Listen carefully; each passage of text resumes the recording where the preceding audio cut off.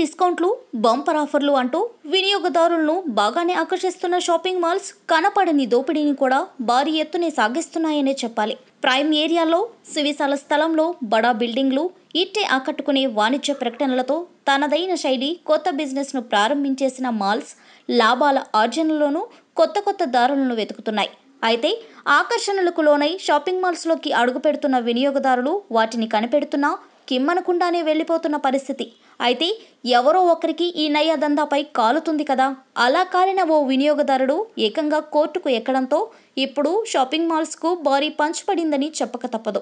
ఈ పంచ్ కారణంగా shopping malls దారికి వస్తాయా అన్న అంశాన్ని పక్కన పెడితే ఈ వినియోగదారుడు సాధించిన విజయం మాత్రం భవిష్యత్తులో ఏ కొత్త దందాను ప్రయోగించాలన్నా షాపింగ్ మాల్స్ 1కి 10 సార్లు ఆలోచించి నిర్ణయం తీసుకోక తప్పని పరిస్థితిని కల్పించిందనే చెప్పాలి. ఇక అసలు విషయంలోకి వస్తే షాపింగ్ మాల్స్ పార్కింగ్ పేరుతో పెద్ద ఎత్తున వినియోగదారుడి జేబుకు చిల్లు వేస్తున్న సంగతి తెలిసిందే.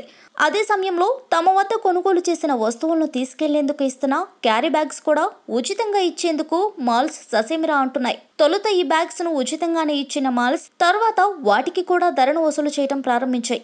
ఈ ధర ₹5 నుంచి మొదలై ఏకంగా ₹25 దాకా ఉంటుంది. ఈ క్రమంలో ఓ మాల్లోకి ఎంట్రీ ఇచ్చిన ఓ వినియోగదారుడు అందులోని బాటా షోరూంలో ఏదో కొన్నాడు. దానిని పట్టుకెళ్లేందుకు బాటా బ్రాండ్ ప్రకటనలతో నిండిన క్యారీ బ్యాగ్ను ఇచ్చి దానికి రేటు వసూలు చేసింది. దీంతో బగ్గుమన్న సదరు వినియోగదారుడు ఏకంగా బాటాపై కోర్టుకెక్కాడు. ఆసక్తి కలిగించిన ఈ కేసును విచారించిన కోర్టు బాటాకు బాగానే బుద్ధి చెప్పింది.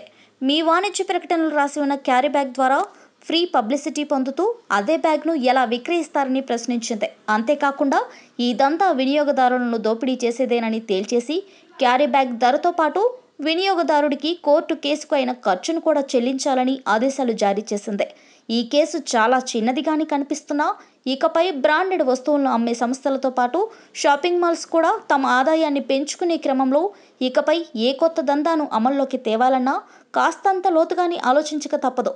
మొత్తంగా బాటాకు కోర్టులో తగిలిన దెబ్బ ఇతర బ్రాండ్స్ మాల్స్కు కూడా తగిలేసిందన్న వాదన గట్టిగానే వినిపిస్తోంది.